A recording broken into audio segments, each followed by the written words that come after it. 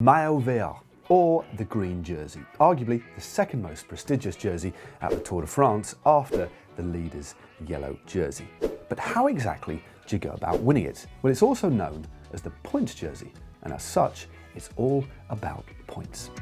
The largest number of points come at the finish line of each stage, but to make matters just a little bit more complicated, a different amount of points are awarded for different sorts of stages.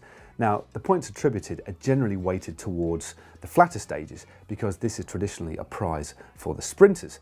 So if we had more points awarded or the same amount of points awarded in the mountains, we get a completely different sort of winner.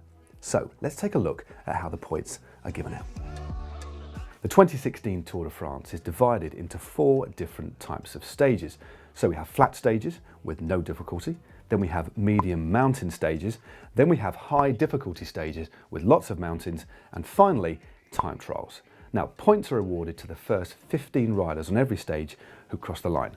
First place on the flat stages gets 50 points, 30 points for second place, right the way down to 1 point for 15th.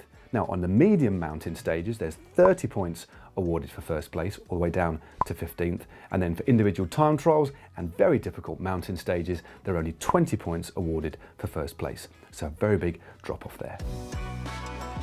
Along with the finish line points though, there are also extra points available at intermediate sprints along the route on every single mass start road stage. Now, a few years ago, there used to be up to 3 or 4 intermediate sprints on every stage with points 3, 2 and 1 awarded to the first 3 riders across the line. But in the modern race, this has now significantly changed. So there's only 1 intermediate sprint on every stage with far more points on offer. In fact, to the first 15 riders across the line. So the first place rider on every intermediate sprint will get 20 points, 17 points for second place, right the way down to 1 point for 15th.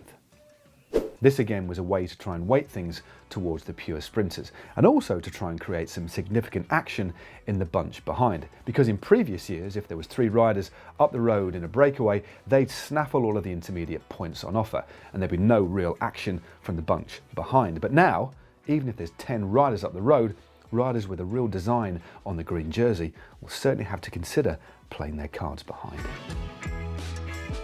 Watching the early stages of the race always gives us a good indication of who's going for the jersey. For example, if a great sprinter saves energy rather than going for an intermediate sprint, we could assume he's targeting stage wins rather than the green jersey itself.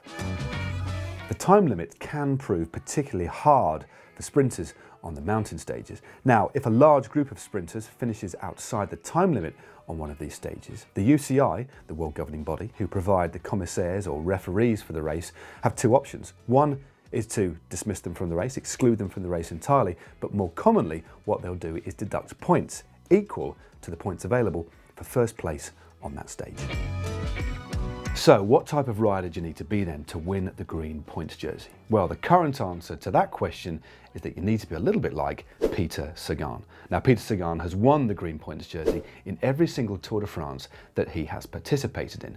And at the time of recording this particular video, that's 4 back-to-back occasions. Now, as we know, Peter Sagan can sprint extremely well, so he'll pick up lots of points on the completely flat stages. But what he can do as well is he can pick up points on the hilly stages too, where ordinarily some of the pure sprinters would be dropped.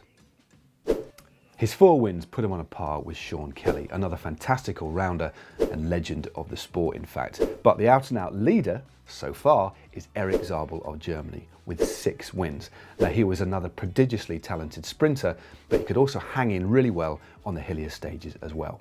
So, if you want to win it, you have to be a fantastic all-rounder with a leaning and an emphasis on sprinting. Now, if you want to see how to win the yellow jersey in the Tour de France, how about clicking just up here? And for our Tour de France playlist, click just down here. And to subscribe to GCN, click on the globe in front of my brew.